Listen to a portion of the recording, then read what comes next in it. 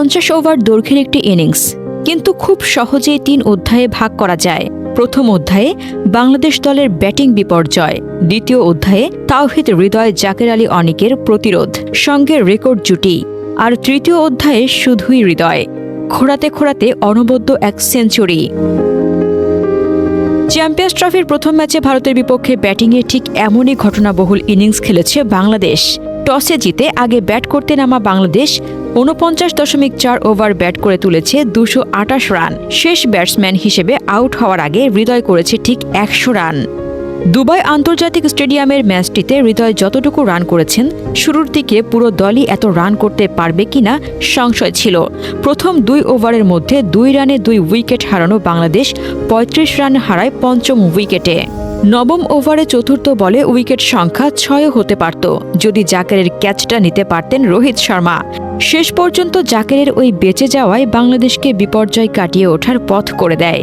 ষষ্ঠ উইকেটে হৃদয় জাকের মিলে গড়েন ১৫৪ রানের জুটি, যা শুধু বাংলাদেশ দলেরই ষষ্ঠ উইকেটের সর্বোচ্চ রানের জুটি নয়, ভারতের বিপক্ষে যে কোনো দলের এবং চ্যাম্পিয়ন্স ট্রফির ইতিহাসে এই উইকেটে সর্বোচ্চ।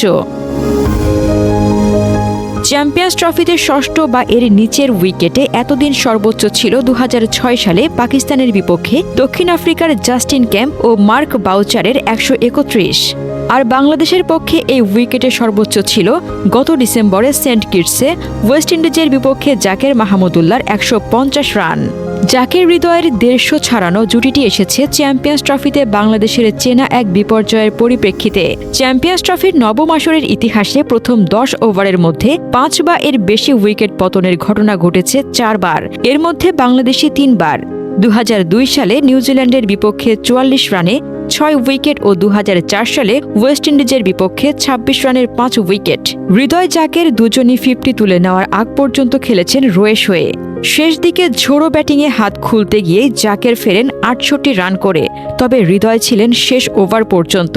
সপ্তম ওভারে ব্যাটিংয়ে নামা হৃদয় ৪০ ওভারের পর আর ঠিকমতো দৌড়াতে পারছিলেন না। ৪৫তম ওভার থেকে আক্ষরিক অর্থেই রানের জন্য হাঁটতে বাধ্য হয় তাকে। বেশ লম্বা সময় নিয়ে মাঠে চিকিৎসাও নেন।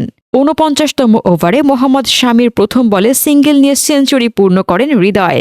৩৪ ওয়ানডের ক্যারিয়ারে এটি তার প্রথম সেঞ্চুরি। এর আগে গত বছরের মার্চে শ্রীলঙ্কার বিপক্ষে অপরাজিত ৯৬ রানই তার সর্বোচ্চ।